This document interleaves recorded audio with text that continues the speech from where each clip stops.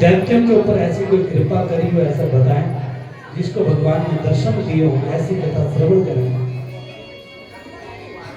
प्रहलाद जी और बलि दोनों दैत्य के वंश में फिर भी भगवान के परम भक्तों में गिने जाते हैं। प्रहलाद जी जबकि वंश इनका दैत्य से ही और बलि मारे। परीक्षित बोले बाबा भगवान प्रहलाद जी का चरित्र ध्यान से आप सभी लोग सुने। परीक्षित जी महाराज सुनने लगे, सुखदेव जी सुनाने लगे। सुखदेव जी कहते हैं राजन सुनो, जिस समय भगवान ने 12 रूप धारण करके हिरण्यकश्यप का उद्धार किया, तब हिरण्याक्ष का भाई हिरण्यकश्यप का दुश्मन बन गया। दुश्मन बन गया तो कर क्या सकता था? हिरण्यकश्यप ने सोचा कि मैं अपने दुश्मन का प्राणांत करूंगा। हिरण्यकश्यप महाराज आग बबूला हो गए। एक वन में तपस्या करने चले गए। मदनाचल पर्वत पे गए, वहां घोर तपस्या हिरण्यकश्यप ने करी। इतनी तपस्या करी कि उसके शरीर पर दीमक लग गए, तब भी कोई आभास नहीं हुआ। भगवान उसके हजारों वर्षों की तपस्या से प्रसन्न हो गए। हजारों वर्षों की तपस्या से प्रसन्न हो गए और ब्रह्मा जी प्रकट हो गए। ब्रह्मा जी जैसे प्रकट हुए, हिरण्यकश्यप ने प्रणाम किया, ब्रह्मा जी से वर मांगे, प्रभु मुझे आप अमरता का वरदान दीजिए। ब्रह्मा ने कहा अमर तो मैं भी नहीं, तुझे कैसा वरदान दे? तो हिरण्यकश्यप तपस्या के कारण भगवान से वर मांगता है, न अंदर मरो न बाहर मरो। सारे वरदान आपको बताई कथा, न अंदर मरो न बाहर मरो, न जीव से मरो, जंतु से मरो, न किसी भगवान से मरो। भगवान के 12 महीने में कभी न मरो, न अंदर मरो न बाहर मरो, न ऊपर मरो न नीचे मरो, न दिन में मरो न रात में मरो, न अस्त्र से न शस्त्र से। इस प्रकार से वर ब्रह्मा जी से हिरण्यकश्यप को मांगे। जब जैसे तैसे ब्रह्मा जी ने हिरण्यकश्यप को वरदान दे दिया, हिरण्यकश्यप को प्रसन्न हो गया। और प्रसन्न होने के बाद अपने आप में एक अभिमान आ गया कि अब मुझे कोई देवता आदि कोई नहीं मार सकता, अब मैं अजर हो गया हूं, अमर हो गया हूं। हिरण्यकश्यप चारों तरफ अपने शरीर में सभी देवताओं को परेशान करता। हिरण्यकश्यप के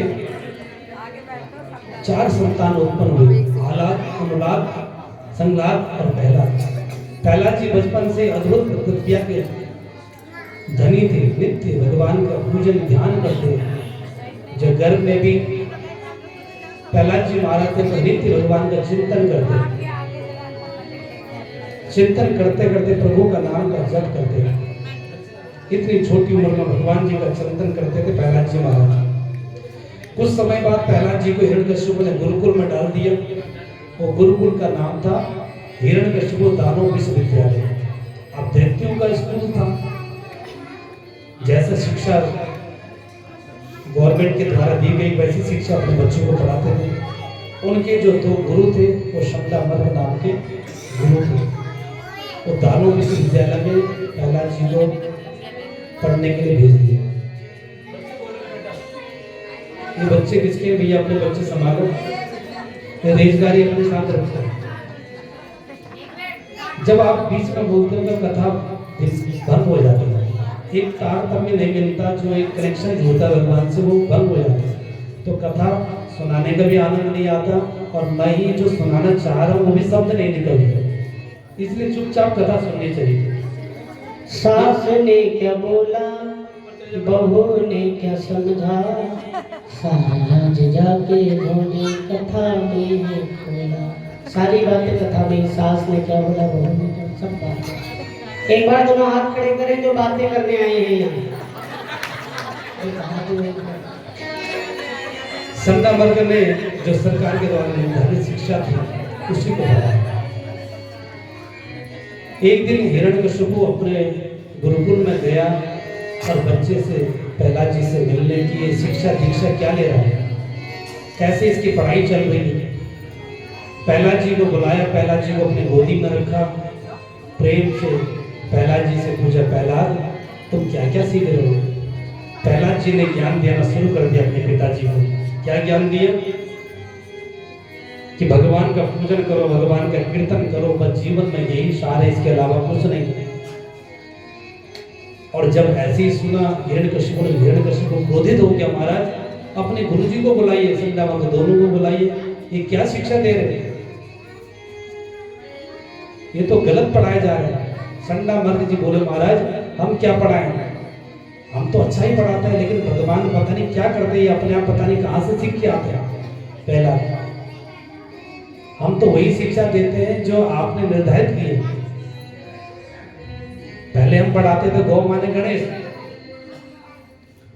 लेकिन किसी को ये गलत लगने लगे, सांप्रदायिक हो रहा है, तो उस समय सभी को दिक्कत आ गई। लेकिन जब हमने शुरू किया गौ माने गधा, तो किसी को आपत्ति नहीं, इसलिए गौ माने गधा ही पढ़ाया जा रहा है, इसमें किसी को दिक्कत नहीं आ रही। जो आपने शिक्षा नीति करी, आपके नाम से विश्वविद्यालय है, वो आपके अनुसार ही पढ़ाया जाएगा। लेकिन ये प्रहलाद कैसे पढ़ के आते हैं, कहाँ से पढ़ गया, ये तो हमें भी नहीं पता। जैसे कैसे हिरण्यकशिपु वहां से चल दिया, टीचरों को डांट कर। कुछ समय के बाद पुनः हिरण्यकशिपु पुनः विद्यालय में आया और अपने बालकों को पुनः बुलाया प्रहलाद जी को। इस बार प्रहलाद जी ने और ही ज्ञान दे दिया। हिरण्यकशिपु सोचने लगे, इस बार बालक हमारा सुधर गया होगा, कुछ अच्छी शिक्षा हमें सुनाएगा। लेकिन भगवान की प्राप्ति का माध्यम बताने लगे प्रहलाद जी महाराज। बोले, पिताजी जीवन में कुछ नहीं है, श्रवणम कीर्तनम विष्णु स्मरणम पाद सेवनम अर्चनम बंदनम दास्यम सत्यमात्म निवेदनम। पिताजी को उल्टा समझा रहा है। पिताजी भगवान की कथाओं को आप भी सुनो, भगवान की कथाओं को सुनो, श्रवण करो, मनन करो, तभी भगवान की प्राप्ति होगी। अर्चनम बंदनम दास्यम, नवधा भक्ति के बारे में प्रहलाद जी ने अपने पिताजी को ज्ञान दिया। भक्ति की सीढ़ी पहले श्रवणम बताया गया। भगवान को पाना है तो पहले श्रवण करना, कल भी हमने चिंतन किया। उसके बाद श्रवणम कीर्तनम, अपने कानों से सुनो, फिर तालियां बजाओ, कीर्तन करो, गाओ। ये बच्चों को हटा दीजिए, आगे बैठाओ, इनको पीछे करा दो, बेटा साइड हो जाओ। ऊपर कैमरे, इनको मोबाइल दे दीजिए ऊपर, जिनके बच्चे गेम खेल रहे हैं। बोलो भाग्य बिहारी लाल की, बोले भागवत भगवान की। ये सबसे नजदीक बैठे हैं, इनकी आवाज ज्यादा सुनाई दे रही है। इसलिए नवधा भक्ति के बारे में प्रहलाद जी हिरण्यकशिपु को सुना कि श्रवण करो, कीर्तन करो, विष्णु का ध्यान करो, पाद अर्चन करो, अर्चन। और जब सुनने की आपकी जिज्ञासा हो जाएगी, तब कीर्तन करोगे, तब भगवान विष्णु का स्मरण करोगे। इस प्रकार से नवधा भक्ति की ज्ञान प्रहलाद जी ने हिरण्यकशिपु को दिया। हिरण्यकशिपु पुनः आंख से अंगारा हो गया महाराज। पुनः हिरण्यकशिपु चले गए। इधर प्रहलाद जी महाराज भगवान अपने सारे मित्रों को इकट्ठा किए और मित्रों के साथ हरि नाम का संकीर्तन करते हुए सभी को भक्ति में लगाने लगे। भक्ति में लगाते लगाते जैसे ही पता लगा उनके प्राचार्य को, तो उनको बुलाए। कितने देर में हिरण्यकशिपु महाराज आ गए और बोले, महाराज ये बंद करो सब। जैसे जैसे आवाज आती, सारा कीर्तन भजन जो चल रहा था सब सन्नाटे में बदल गया। और इधर प्रहलाद जी ने अपने जितने मित्र हैं उनके अंदर भी भक्ति की लौ जगा दिया। सभी भक्त बन गए, सभी भगवान को स्मरण करने लगे। कुछ समय बाद भयंकर गुस्सा उस हिरण्यकशिपु को आया। हिरण्यकशिपु को मारने के लिए तैयार हो गए। बड़े बड़े पर्वतों से गिराए हिरण्यकशिपु को, पानी में डुबाया, अग्नि में जलाया, विषपान कराया, भोजन का प्रतिबंध कर दिया, भोजन नहीं कराया। होलिका को भेजा जलाने के लिए, होलिका भी जला नहीं पाई। प्रहलाद जी जितने मित्र थे सबके अंदर भगवान की चर्चा करने का, भगवान का नाम लेने का आदत बन गई। होलिका ने भी अपनी गोद में प्रहलाद जी को रखा, लेकिन होलिका भी जल गई में प्रहलाद जी नहीं जले, परमात्मा ने रक्षा करी। जब प्रहलाद जी भगवान का नाम नित्य जपने लगे, ध्यान करने लगे, तो हिरण्यकशिपु ने संगमरमर को बुलाया, महाराज तुमने अच्छा कार्य नहीं किया, मेरे बालक को अच्छी शिक्षा प्राप्त नहीं कराई, इसलिए भगवान की प्राप्ति का साधन किया। संगमरमर को खूब डांटा, खूब पीटा। पुनः प्रहलाद जी बोले, महाराज भगवान की प्राप्ति सब कुछ है, भगवान के नाम में सब कुछ निहित है, इसे तुम भी भगवान का नाम लो। संगमरमर में प्रहलाद जी से बुलाए गए, कांत में पूछा तुमने शिक्षा कहाँ से ग्रहण करी भगवान के नाम की? तब जाके प्रहलाद जी ने बताया कि माँ के गर्भ में कयादु नंदन प्रहलाद जी महाराज के गर्भ में ही मैंने भगवान का चिंतन किया। हमारी माताएं भगवान का भजन सुनती थी, कीर्तन करती थी, वही गुण, वही कथा, वही कीर्तन, वही भगवान के प्रति भावना मेरे अंदर आ गई। हरि को जो भजे हरि का हो, इसलिए हरि का जो भजन करता है वो हरि का ही हो जाता है। अब इधर हिरण्यकशिपु ने प्रहलाद जी के साथ बैर कर दिया, पिता पुत्र ने एक दूसरे के साथ बैर होने लगा। हिरण्यकशिपु ने कहा, पुत्र ये बताओ, जिस भगवान का नाम तुम जपते हो वो भगवान के बारे में तुमने पढ़ा है, तुमने देखा है उस भगवान को? प्रहलाद जी ने एकदम हाँ कह दिया, मैंने देखा है। बोले कहाँ देखा है? बोले सब जगह, हरि व्यापक सर्वत्र समान। कहाँ है तेरे परमात्मा? हिरण्यकशिपु ने कहा, कहाँ है तेरे परमात्मा? प्रहलाद जी ने कहा, वो सर्वत्र है। बोले यहाँ भी है? बोला हाँ। इधर भी है? बोला हाँ। चारों तरफ है? बोले हाँ। बोले इस कमरे में भी है? बोले हाँ, इस कमरे में भी है। प्रहलाद जी आंख बंद करके हाथ जोड़ करके प्रार्थना करने लगे भगवान से, हे प्रभु, मैं आपका स्वरूप नहीं जानता हूँ, सिर्फ चिंतन करता हूँ, ध्यान करता हूँ, लेकिन आप भक्त वत्सल हैं, आप अपने भक्तों की रक्षा करते हैं और मेरा यह भाव आपके प्रति लगा हुआ है। और मैंने पिताजी को कह दिया कि चारों तरफ भगवान है, हर कण कण में भगवान है, अब मेरी लज्जा आपके हाथ में। जैसे ही प्रहलाद जी ने ऐसे कहा, भगवान ने मन ही मन इसको स्वीकार किया। इधर हिरण्यकशिपु प्रहलाद जी को मारने के लिए तैयार हुआ। क्रोध में अंधा हो गया, चिल्लाने लग गया हिरण्यकशिपु महाराज, अरे मूर्ख, तेरा भगवान यदि सबको बल पराक्रम करने वाला है तो बता कहाँ है? इस कमरे में है? बोले हाँ, इस कमरे में। बोले कहाँ नहीं है पिताजी मेरे भगवान? ईश्वर नरसिंह भगवान के बिहारी लाल की नरसिंह भगवान का प्राकट्य हुआ। और जब नरसिंह भगवान आए,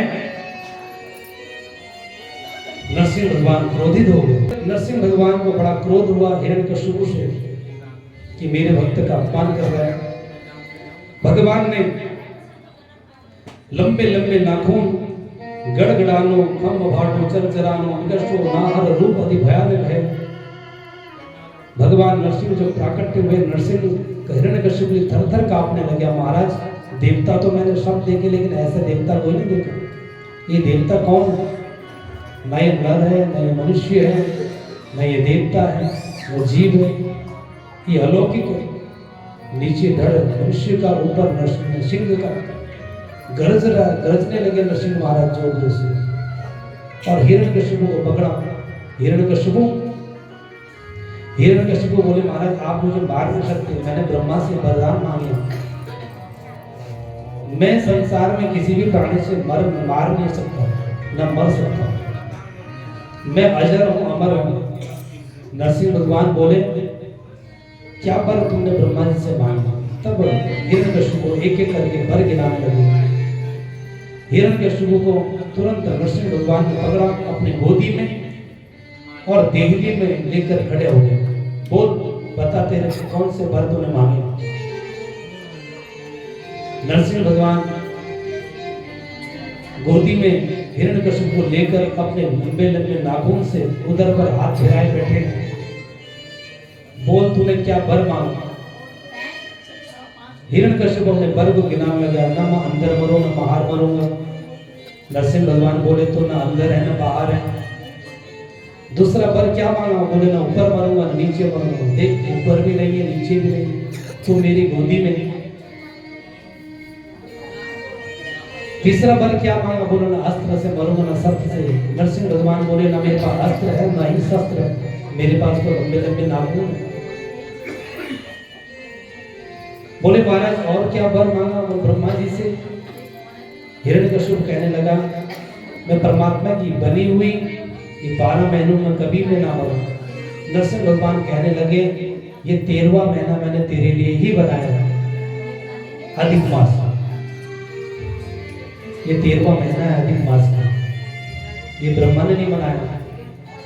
और वैसे भी ब्रह्मा को मैंने बनाया, ब्रह्मा मुझे नहीं बनाता। भगवान नारायण के कमल से ही ब्रह्मा जी की उत्पत्ति हुई और वरदान हिरण्यकशिपु ने ब्रह्मा जी से मांगे। अच्छा, तो हिरण्यकशिपु और परेशान होता गया। और क्या वर मांगा? बोले मैं किसी नर आदमी से मरूं ना मनुष्य से मरूं, नर से मरूं ना भगवान से मरूं। बोले मुझे ढंग से देख, ना मैं नर हूं ना भगवान। ऊपर अलग है नीचे अलग है, ऊपर सिंह का नीचे मनुष्य का। इतने में महाराज हिरण्यकशिपु घबरा गया और बोले ब्रह्मा की सृष्टि से मैं किसी से ना मरूं। तब भगवान नारायण ने कहा, नरसिंह भगवान ने, ब्रह्मा ने मुझे नहीं बनाया, मैंने ब्रह्मा को बनाया। अब बता और कोई वर है तो बता। बोले महाराज सब कुछ नहीं। जैसे वर समापन हुए वैसे ही भगवान नरसिंह ने उसका पेट में नाखून से पेट उदीर्ण कर दिया। बोले नरसिंह भगवान की भयंकर क्रोध नरसिंह भगवान को हुआ और हिरण्यकशिपु का प्राणांत हो गया। बोले नरसिंह भगवान की। अब महाराज सभी देवता वहां पर आए, नरसिंह भगवान की जय जयकार करने लगे, बड़े भाव से आनंद से नरसिंह भगवान को मनाने लगे। अब इनका गुस्सा कैसे शांत होगा? तो देवता सभी लोग ब्रह्मा जी के पास गए कि विष्णु भगवान, नारायण भगवान, नरसिंह भगवान को कैसे मनाया जाए। विष्णु भगवान इधर नरसिंह रूप का जो अवतार लिए, भगवान नारायण देवताओं ने कहा लक्ष्मी जी को बुलाइए। लक्ष्मी के आगे तो सभी झुक जाते हैं, अपने धर्मपत्नी के आगे सभी शांत रहते हैं। तो बोले लक्ष्मी जी को बुलाओ, उनके आगे ही ये शांत हो, इनका क्रोध शांत हो जाएगा। और लक्ष्मी जी को बुलाया। लक्ष्मी जी आई, पूजा की थाली लेकर दीपक जला के छम छम पायल बजाते हुए। और जैसे क्रोध में देखा नरसिंह भगवान को लक्ष्मी जी ने, लक्ष्मी जी भी कांपने लगी कि आज से इससे पहले भगवान नारायण शांता कारण मुझे गुस्साई शांत कभी क्रोध तो किया ही नहीं, कभी मैंने देखा नहीं। आज ये नरसिंह भगवान में इतने क्रोधित है, पहली बार मैंने देखा। लक्ष्मी मैया भी कांपने लगी। और जैसी लक्ष्मी मैया आरती उतारने लगी, भगवान नरसिंह को जोर से हुंकार लगाया, थाली नीचे अपने आप गिर गई। बोल नरसिंह भगवान की। सभी लोग देवता को मना रहे हैं, नरसिंह भगवान को मना रहे हैं। उसके बाद जल्दी जल्दी हम सभी लोग कथा करेंगे। बोल बावन भगवान की, बोल नरसिंह भगवान की। सुंदर झांकी भी आएगी इसके बाद बावन भगवान की। लगन तुमसे लगा बैठे जो